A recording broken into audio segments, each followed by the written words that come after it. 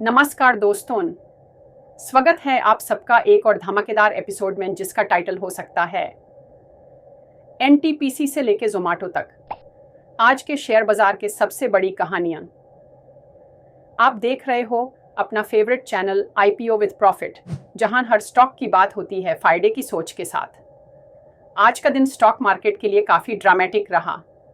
कभी एक शेयर गिरता दिखा तो दूसरा ऊपर चढ़ के मार्केट को हिला गया। आरबीआई की बड़ी अनाउंसमेंट ने भी मार्केट के मूड को काफ़ी इम्पैक्ट किया। तो चलिए शुरू करते हैं एक एक करके उन शेयर्स की कहानियां जो आज हेडलाइंस बना रहे हैं। सबसे पहले बात करते हैं एनटीपीसी की, एक ऐसी कंपनी जो इंडिया के एनर्जी बैकबोन का एक इम्पॉर्टेंट हिस्सा है। लेकिन आज इसका शेयर गिर गया, 1.9% नीचे क्लोज हुआ, जबकि बाकी पीएसयू स्टॉक्स ने ज़्यादा रेजिस्टेंस दिखाई। क्या यह गिरावट सिर्फ ग्लोबल सेंटीमेंट का नतीजा है या कुछ और छुपा है? एनटीपीसी के long term plans, renewable energy में एंट्री और कंसिस्टेंट डिविडेंड पॉलिसीज इन्वेस्टर्स को अट्रैक्ट करती हैं।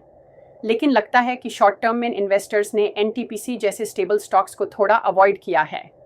अगर टेक्निकल चार्ट्स देखें तो R325 एक क्रूशल सपोर्ट जोन है। यहाँ से बाउंस आया तो अच्छा है, वरना R310 तक की स्लाइड पॉसिबल है। लेकिन लॉन्ग टर्म बिलीवर्स के लिए ये गिरावट एक मौका बन सकती है, बस पेशेंस और रिसर्च के साथ। अब बात करते हैं एक ऐसे स्टॉक की जहां मार्केट के डाउनटर्न के बीच भी आउट परफॉर्मेंस दिखी। हिंदुस्तान यूनिलीवर।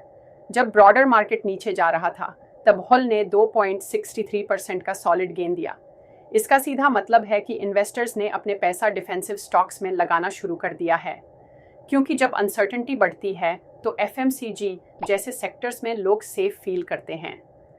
चुल की क्वार्टरली परफॉर्मेंस स्टेडी रही और अब रॉ मटेरियल प्राइसेस कंट्रोल में आने से प्रॉफिट मार्जिन्स और इम्प्रूव हो रहे हैं। स्मार्ट मनी क्वाइटली इस सेक्टर में एंट्री कर रहा है एंड चुल इज लीडिंग द पैक। अब आते हैं आरबीआई के सरप्राइज मूव पर। Repo rate cut by 25 basis points, जो अब 6% हो गया है। आरबीआई ने स्टैंस भी अकोमोडेटिव कर दिया है, मतलब क्लियरली ये सिग्नल मिल रहा है कि इकोनॉमी को बूस्ट देने का वक्त आ गया है। इस रेट कट का असर सीधा सीधा बैंकिंग, हाउसिंग फाइनेंस, ऑटो और रियल एस्टेट सेक्टर्स पे पड़ने वाला है। जितनी सस्ती फंडिंग मिलेगी उतना ही डिमांड पिकअप होगा। इस एनवायरनमेंट में पीएसयू बैंक्स और एनबीएफसीज थोड़ा रैली कर सकते हैं, लेकिन लॉन्ग टर्म में उनके नेट इंटरेस्ट मार्जिन्स पे भी प्रेशर आ सकता है। लेकिन ओवरऑल लिक्विडिटी का फायदा मार्केट को मिलेगा और ये एक शॉर्ट टर्म पॉजिटिव सिग्नल है। और अब बात करते हैं नए ज़माने के हीरोज़ की, जोमेटो, पेटीएम और निका। कुछ टाइम पहले तक ये स्टॉक्स मीम मटेरियल बन गए थे। क्रैश होने के बाद लोगों ने इन्हें छूना तक बैंड कर दिया था, लेकिन अब इनमें एक नई जान आ रही है। जोमेटो ने प्रॉफिट्स डिक्लेयर करने शुरू कर दिए हैं और ब्लिंकिट का इंटीग्रेशन अच्छा चल रहा है। पेटीएम, जिसे आरबीआई की पिछली एक्शंस ने काफ़ी हर्ट किया था, अब स्टेबल लग रहा है और उनका लेंडिंग बिज स्टेडी ग्रो कर रहा है। निका, जो पहले सिर्फ ग्रोथ पे ध्यान दे रहा था, अब प्रॉफिट पे फोकस कर रहा है। टेक्निकल चार्ट्स में भी ब्रेकआउट पैटर्न्स दिख रहे हैं। इन स्टॉक्स का टर्न अराउंड स्टोरी बन रहा है और यंग इन्वेस्टर्स के लिए ये बहुत एक्साइटिंग डेवलपमेंट है।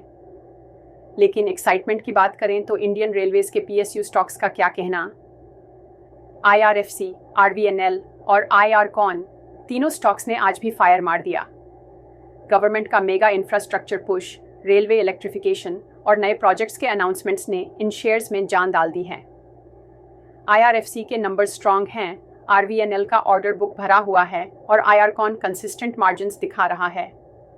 इन स्टॉक्स में वैल्यूएशन अभी भी अट्रैक्टिव लगती है। इन्वेस्टर्स के लिए ये एक गोल्डन फेज हो सकता है, लेकिन एंट्री लेवल्स और न्यूज़ फ्लो पे नज़र रखना ज़रूरी है।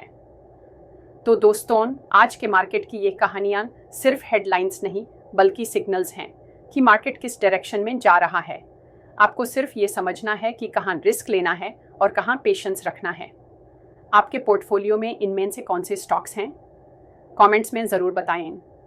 अगर वीडियो पसंद आया हो तो लाइक कीजिए, शेयर कीजिए अपने इन्वेस्टिंग दोस्तों के साथ और चैनल को सब्सक्राइब करना मत भूलिए, क्योंकि आईपीओ विद प्रॉफिट में मिलती है हर स्टॉक की असली कहानी प्रॉफिट के नज़रिए से।